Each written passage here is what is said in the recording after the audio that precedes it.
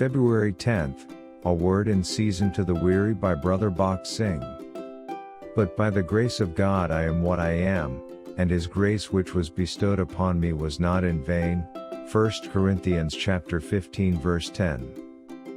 Through the mitre which the high priest wore we have a message of grace.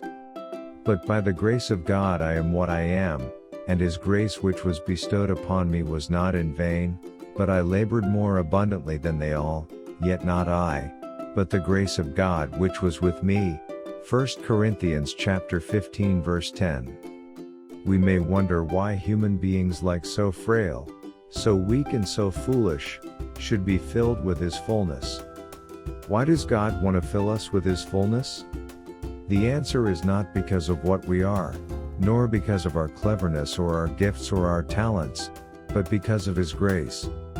Perhaps you may think, a man like Paul can attain to that standard of fullness, but I cannot, because I am so weak. But Paul himself declares that he is what he is only by the grace of God. It has to be the same with you and with me.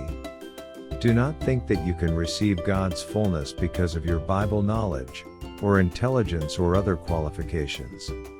It must be only by God's grace. Therefore we should never take pride in our family or in our education or in anything else. The Lord shows us that if we want to be a partaker of his glory and beauty, we must learn how to claim his grace for everything.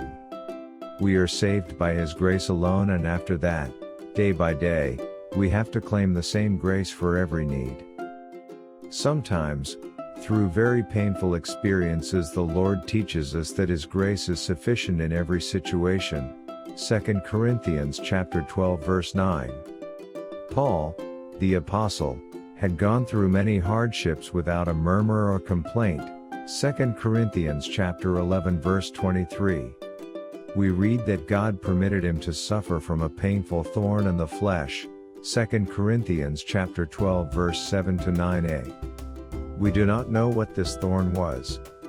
Evidently it was something exceeding painful, because Paul says, I besought the Lord thrice, that it might depart from me. This proves that the thorn must have been an extraordinarily painful one. At such a time, God's answer was, My grace is sufficient for thee. God allowed the thorn to remain with Paul for a definite purpose. First of all, it was meant to keep him humble, lest Paul should be exalted above measure through the divine revelations given to him.